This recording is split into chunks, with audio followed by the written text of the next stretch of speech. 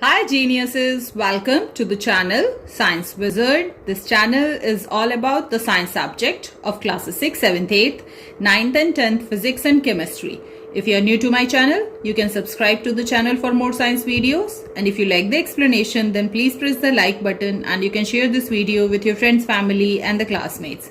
So the chapter which we are going to discuss today is of class 8. Physics chapter 11 force and pressure. So इस chapter पे मैं already 3 videos बना चुकी हूँ जिसका link मैं आपको डिस्क्रिप्शन बॉक्स में दे दूंगी, आप जाके चेक कर सकते हैं. And the topic which we are going to discuss today is the pressure. Okay, so pressure के बारे में हमने देखा था कि जो इफेक्ट होता है किसी भी फोर्स का जो कि किसी ऑब्जेक्ट पे प्रोड्यूस होता है वो दो फैक्टर्स पे डिपेंड करता है. पहला magnitude of the force and second the area over which the force is applied, मतलब area of contact between the two object. ठीक है, इन ऑर्डर टू मेजर और describe the effect of the force acting on an a surface, मतलब किसी भी surface पे कितना force का इफेक्ट हो रहा है by applying the force on any object. So वहां पे आपको दो क्वांटिटीज चाहिए. पहला आपको चाहिए कि आपको पता होना चाहिए कितने न्यूटन का फोर्स लग रहा है किसी भी बॉडी पे, और दूसरा एरिया जो कि कांटेक्ट में है और जिस एरिया पे फोर्स अप्लाई किया जा रहा है.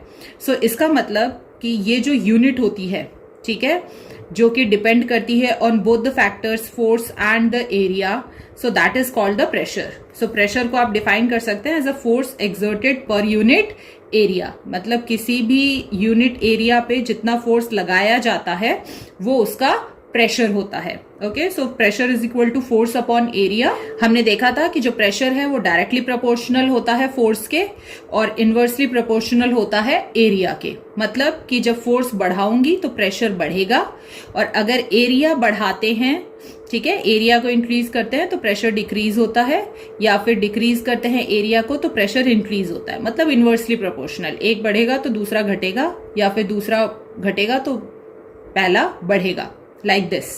ओके, सो हमने ये देखा था कि जो फोर्स है उसकी यूनिट होती है न्यूटन, जिसमें उसको मेजर किया जाता है.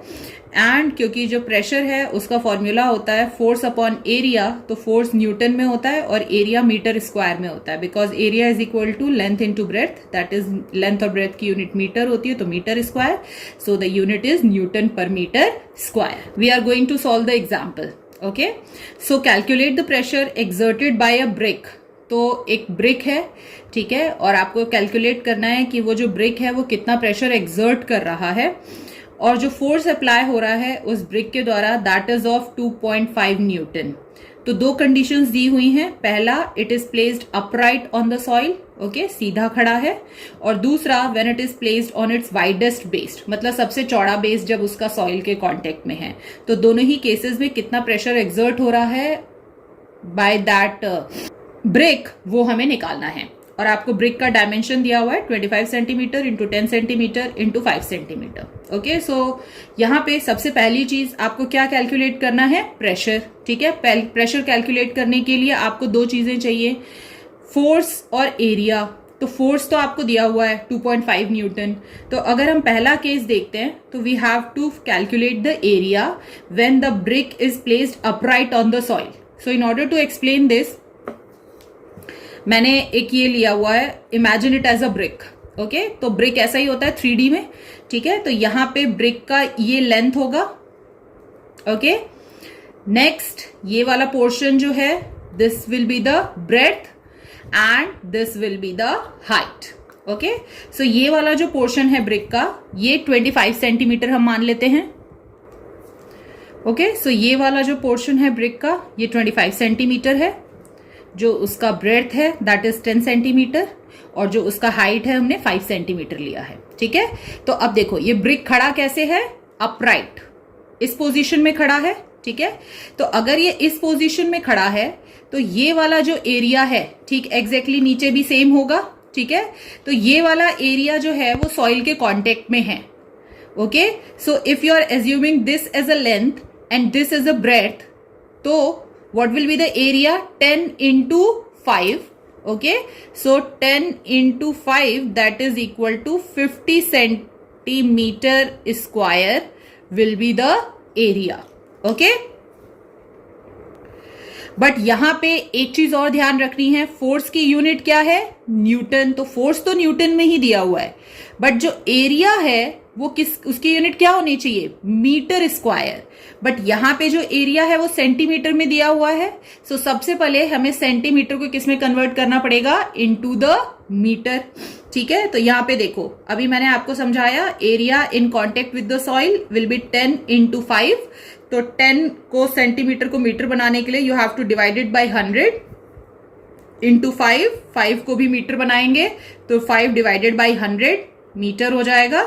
सो when you solve it, it will become 0.005 metre square. Okay, अब इस एरिया को आप इस फॉर्मूला में रख देंगे, pressure is equal to force upon area. So force is 2.5 newton, area is 0.005 meter square, so the answer will be 500 pascals. Okay, now next condition, when the brick is placed on its widest base, जो उसका सबसे चौड़ा base है, वो वाला portion जो है brick का वो सॉइल के कांटेक्ट में है। तो late me show you, widest base मतलब ये है ना सबसे वाइडेस्ट। तो now the brick is kept like this. ठीक है, अब देखोगे तो ये सबसे वाइडेस्ट जो बेस है वो कांटेक्ट में है सॉइल के यहाँ पे। ठीक है, तो इसका मतलब कि ये वाला और ये वाला लेंथ इनटू ब्रेड्थ कंसीडर करेंगे तो हम एरिया निकाल सकते हैं। तो ये कितना लिया था हमने, 25। ठीक है, और ये वाला जो एरिया है, ये देखो यहाँ पे लिखा हुआ है ना 10 सेंटीमीटर हमने लिया था, तो ये वाला है 10 सेंटीमीटर। ठीक है, तो यहां पे हम पहले 25 को कन्वर्ट करेंगे मीटर में, तो 25 अपॉन 100 इंटू 10 अपॉन 100 मीटर्स आ जाएगा। So when you solve it, it will become 0.025 metre square. Okay, so फिर से फॉर्मूला में रख दो force upon area. So 2.5 newton upon 0.025 metre square, so the answer will be 100 pascal. Okay, so यहां पे ये एक तरह का न्यूमेरिकल है जो कि आपको दिया गया है। सो यहां पे प्रेशर कैलकुलेट करना है जब फोर्स दिया हुआ है और एरिया आपको दिया हुआ है, तो मैंने आपको समझा दिया कैसे करना है। एक और तरह का न्यूमेरिकल आ सकता है जिसमें आपको फोर्स कैलकुलेट करना होगा, प्रेशर और एरिया दिया होगा, तो वो कैसे करोगे। सो सपोज करो कि आपको यहां पर फोर्स निकालना है, प्रेशर दिया हुआ है 10 पास्कल और एरिया दिया हुआ है आपको 10 मीटर स्क्वायर। ओके, अब फोर्स कैसे निकालोगे, तो सेम फॉर्मूला प्रेशर का लिखना पहले, फोर्स अपॉन एरिया। ठीक है, अब यहां पे what will be the formula of force, तो फोर्स इज इक्वल टू हो जाएगा प्रेशर इंटू एरिया। ठीक है, force is equal to P into A. तो पी की वैल्यू कितनी है 10, ए की वैल्यू कितनी है 10, तो ये हो जाएगा 100। What will be the unit of force, Newton, 100 Newton. So like this you can calculate the force. ठीक है, तो फोर्स का फॉर्मूला याद रख लो, फोर्स कैसे निकालोगे, पी इंटू ए। अब मान लो एरिया पूछा जाता है। ठीक है, अगर आपके पास मान लो फोर्स दिया हुआ है, force is given to you, pressure is given to you, area पूछते हैं कि एरिया कितना होगा। सो उस केस में एरिया इज इक्वल टू हो जाएगा फोर्स अपॉन प्रेशर। तो ये तीनों फॉर्मूला जो है, फर्स्ट, सेकेंड और ये थर्ड, ये तीनों फॉर्मूलाज याद रखना। तो इन तीनों फॉर्मूलाज की मदद से आपको कोई भी दो चीज दी हुई हो तो आप तीसरी चीज निकाल सकते हो। ठीक है, और दूसरी चीज यहां पे याद रखना, फोर्स की यूनिट हमेशा न्यूटन होनी चाहिए जब भी ये न्यूमेरिकल आप सॉल्व कर रहे हो, और हमेशा जो एरिया है वो मीटर स्क्वायर में होना चाहिए, मतलब मीटर में वैल्यू दी होनी चाहिए। अगर सेंटीमीटर में दी हुई है या किलोमीटर में दी हुई है तो just convert it into the metre first and then solve the numerical. Now next we are going to discuss about the application of force and pressure in a daily life. So have you ever tried to run on sand? जब आप sand पे भागते हैं तो हमारे लिए बहुत मुश्किल होता है, या फिर आप सब पहाड़ पे गए हो, बर्फ में चलते हो, तो वहां पे देखना आप अपने जो नॉर्मल शूज यहाँ पहनते हैं वो नॉर्मल शूज अगर आप पहाड़ों पे बर्फ में चलेंगे तो आपने देखा होगा कि हमारे पैर जो हैं वो उसके अंदर सिंक होने लगते हैं, धंसने लगते हैं। ठीक है, बर्फ में, स्नो में या फिर सैंड में। Why does it happen? और दूसरी तरफ आप ये नोटिस करोगे कि जो कैमल है वो बहुत फास्ट मूव करता है सैंड पे। ठीक है, तो क्या डिफरेंस है कैमल के जो फुट्स हैं और हमारे में जो कैमल के फुट्स होते हैं वो बहुत ही ज्यादा ब्रॉडर होते हैं, मतलब चौड़े होते हैं, ठीक है। तो एरिया ऑफ कांटेक्ट जो कैमल है वो सैंड के संग जो कांटेक्ट में है वो उसके फुट के थ्रू ही है, तो area of contact is the foot only, ठीक है। तो जितना फुट ब्रॉडर होगा मतलब एरिया उतना ज्यादा होगा, ठीक है। तो ब्रॉडर फीट के कारण वहां पे जो एरिया ऑफ कांटेक्ट है सैंड के संग वो इंक्रीज हो जाता है।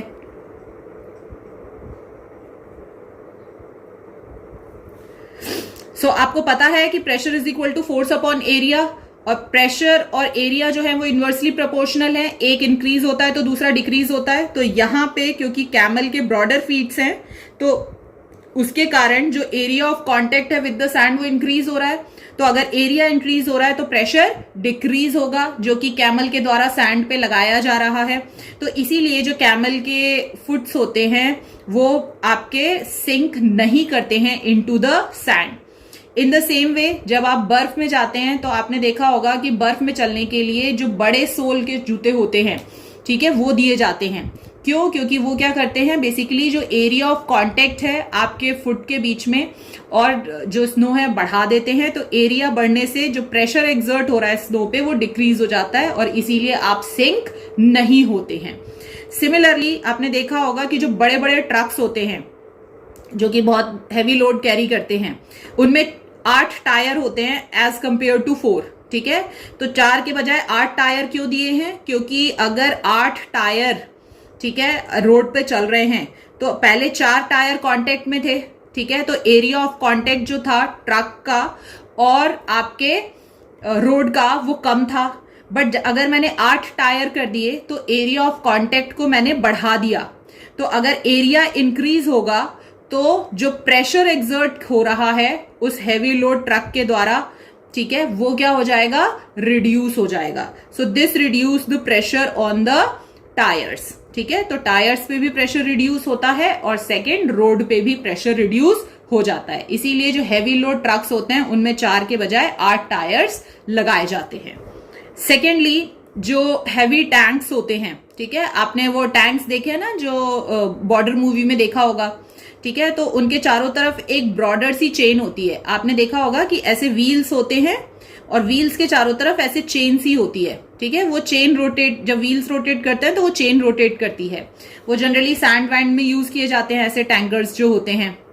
तो बेसिकली अब सोचो अगर ये यहाँ पे ये ब्रॉडर चेन्स ना दी जाएं, ठीक है, तो वहां पर क्या होगा कि ये जो व्हील है ये कांटेक्ट में रहेगा विद द सैंड, तो एरिया ऑफ कांटेक्ट आप देखो कितना कम होगा, ठीक है। तो एरिया ऑफ कांटेक्ट कम होने से प्रेशर ज्यादा लगेगा तो टैंक जो है वो सिंक हो सकता है, ओके। बट अगर मैंने यहाँ पे ब्रॉडर चेन लगा दी है तो उस केस में क्या होगा कि एरिया ऑफ कांटेक्ट मैं इंक्रीज कर रही हूं, तो एरिया ऑफ कांटेक्ट इंक्रीज होने से प्रेशर डिक्रीज हो जाएगा और जिसके कारण कि वो सिंक नहीं होंगे। अगर मार्शी लैंड है, मतलब कि जो वेट लैंड होता है, गीला लैंड है, गीली मिट्टी में आपने देखा है ना कि मिट्टी जल्दी धंस जाती है, ठीक है, या फिर अगर आप सैंड में अब टैंक को चला रहे हैं तो इन द सेम वे आपने देखा होगा कि जब भी आप जो भी कटिंग टूल्स होते हैं, ठीक है, या फिर पियर्सिंग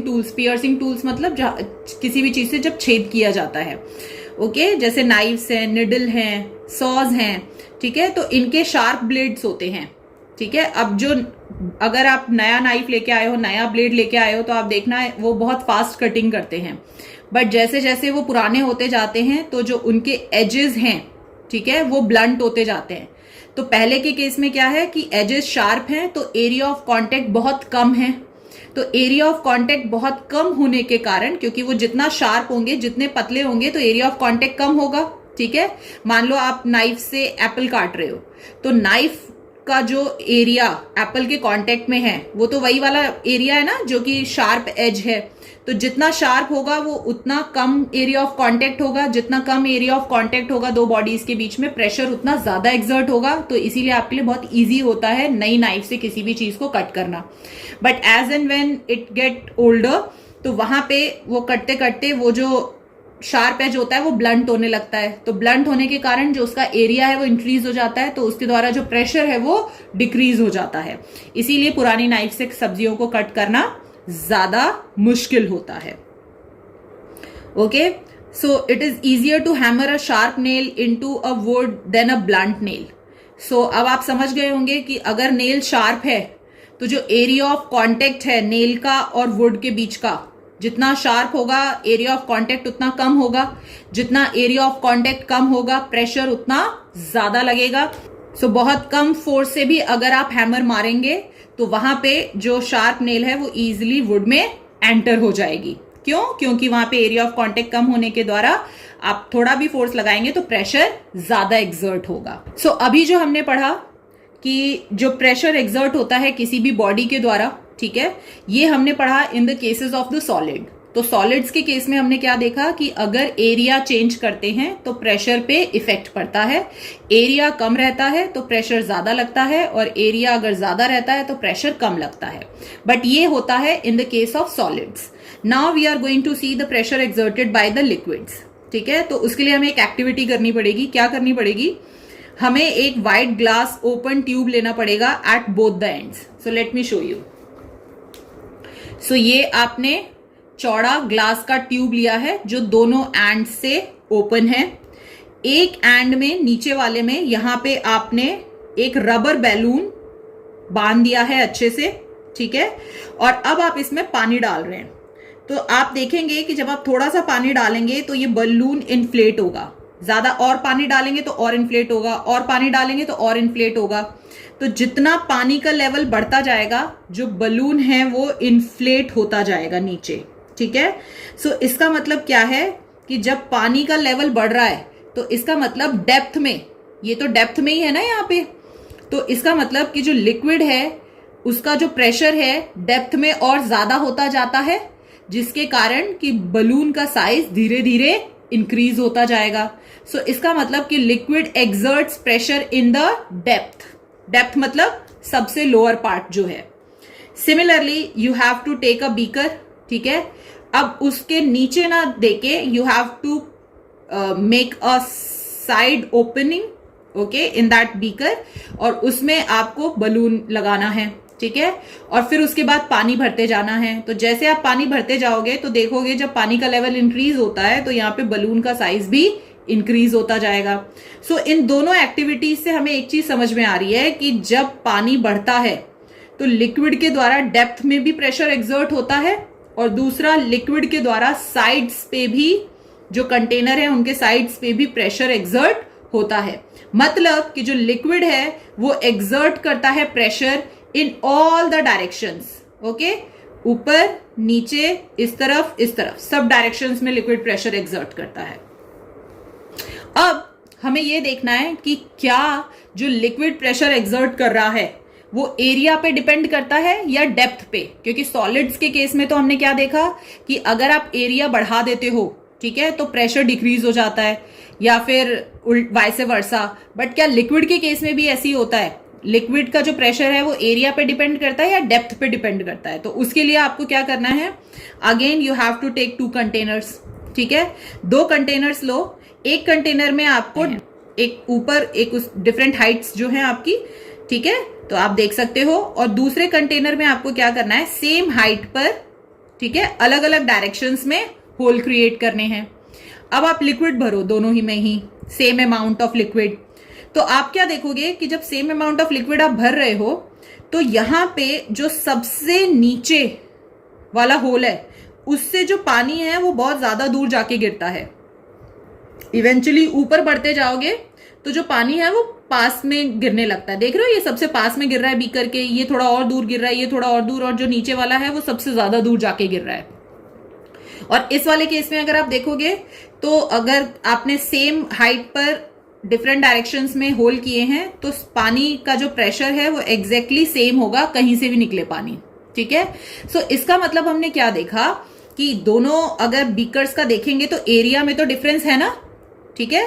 बट एरिया से लिक्विड पे जो प्रेशर, लिक्विड के द्वारा जो प्रेशर एक्सर्ट हो रहा है वो एरिया पे डिपेंड नहीं करता, वो डिपेंड करता है upon the depth of the liquid. Okay, so यहां पे आप देखोगे तो जितना आप नीचे आ रहे हो, जो प्रेशर लग रहा है लिक्विड के द्वारा वो उतना ज्यादा होता जा रहा है। ज्यादा प्रेशर होने के कारण ज्यादा फोर्स से जो पानी है वो बाहर निकल रहा है और इसीलिए वो ज्यादा दूर तक का डिस्टेंस कवर कर रहा है।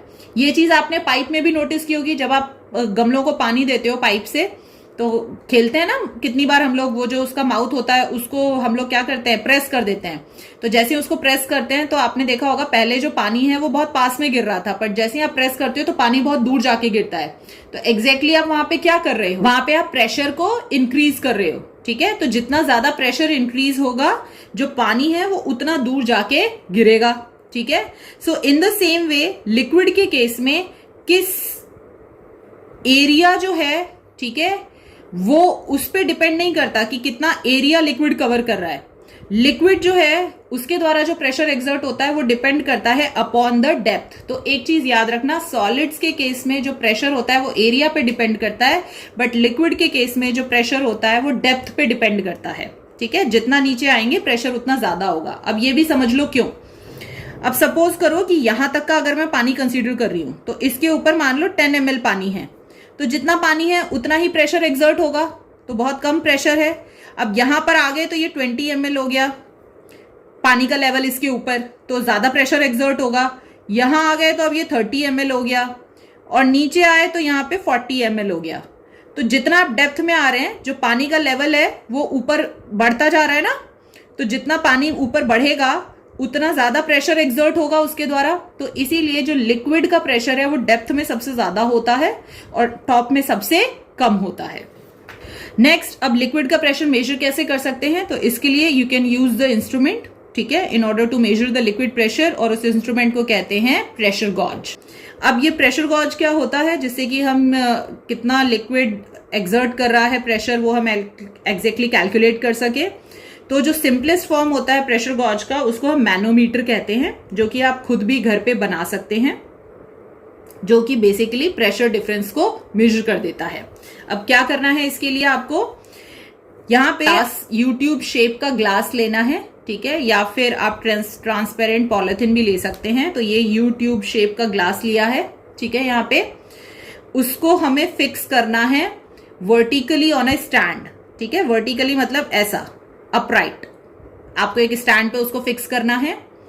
Now pour the coloured water into it. अब इसमें आप कोई भी कलर्ड वाटर भर दीजिए और इतना भरना है कि ये हाफ, ठीक है, यहाँ पे जितना आधा भरा हो, ये बस ये जो यूट्यूब है इसमें आपको इतना ही लिक्विड भरना है कि दोनों तरफ से ये इक्वल लेवल पे रहे और आधा ही भरा हो ये यूट्यूब। ठीक है, the level in both the arms of the YouTube will be the same, जैसा मैंने आपको भी दिखाया, इतना ही पानी भरेंगे आप। ठीक है, now attach a polythene tube to one end of the U tube. अब ये वाला जो एंड है इससे आप यहाँ पे पॉलिथीन की कोई ट्यूब अटैच करिए और उससे यहाँ पे अटैच करना है आपको थिस्टल फनल। ठीक है, ये यहाँ पे थिस्टल फनल ऐड किया गया है। अब stretch and tie a thin rubber balloon over the mouth of the funnel. ठीक है, अब यहाँ पे आपने थिस्टल फनल लगा दिया है और इस थिस्टल फनल का, क्योंकि जो फनल है ना वो इस शेप का होता है, ऐसा होता है फनल, तो ये वाला जो पोर्शन है इसका माउथ, ठीक है, यहां पर आपको एक बलून लेना है, ठीक है, और उसको स्ट्रेच करके टाइटली यहां पे लगा देना है उसके माउथ पे। Now your manometer is ready to measure the pressure. देखो क्या होगा कि जैसे ही आप इस फनल को लिक्विड में डालेंगे, जो आपने यहाँ पे बलून स्ट्रेच करके लगाया था उस पे प्रेशर एक्सर्ट होगा। ठीक है, तो जैसे ही प्रेशर एक्सर्ट होगा तो यहां पर जो लिक्विड है इसमें यहाँ पे ये कनेक्टेड है ट्यूब ए से। ठीक है, सो यहाँ पे प्रेशर एक्सर्ट होगा तो यहाँ पे लिक्विड का लेवल कम होगा, ठीक है, due to the pressure. On the B side, ठीक है, उस लिक्विड का जो लेवल है वो कॉन्स्टेंटली इंक्रीज होता जा रहा है। ठीक है, तो ये लिक्विड का जो change in the level of the liquid, ठीक है, दिस शोज दैट कि यहाँ पे जितना डेप्थ में आप इस थिस्टल फनल को लेके जा रहे हो, लिक्विड उतना ज्यादा प्रेशर लगा रहा है और उतना ज्यादा प्रेशर के कारण जो लिक्विड का लेवल है बी साइड में वो इंक्रीज होता जा रहा है। ठीक है, क्योंकि यहां से अगर सोचो, अगर लिक्विड प्रेशर लगाएगा तो ये लिक्विड को इधर की तरफ पुश करेगा ना, due to the high pressure. जितना ज्यादा प्रेशर होगा लिक्विड उतना ज्यादा बी ट्यूब में मूव करेगा, तो बी ट्यूब में जो लिक्विड का लेवल है वो कॉन्स्टेंटली इंक्रीज होता जाएगा।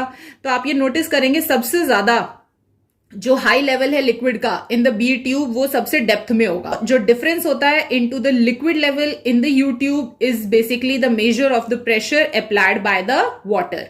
क्योंकि अब पहले जो भरा था लिक्विड का लेवल वो बिल्कुल सेम था, ठीक है, और कोई चेंज नहीं हो रहा था लिक्विड के लेवल में क्योंकि कोई प्रेशर एक्सर्ट नहीं हो रहा था। But as and when you put this funnel into the liquid तो वहां पर इस पे प्रेशर एक्सर्ट होगा, इस पे प्रेशर एक्सर्ट होगा, तो ये जो है पानी को प्रेशर के साथ इस वाले ट्यूब में पुश करेगा। तो इसीलिए एक का ए साइड में जो लिक्विड है वो डिक्रीज होगा और बी साइड का लिक्विड इंक्रीज होगा। So this is it about this video, and in the next video I'm going to discuss the last topic, atmospheric pressure.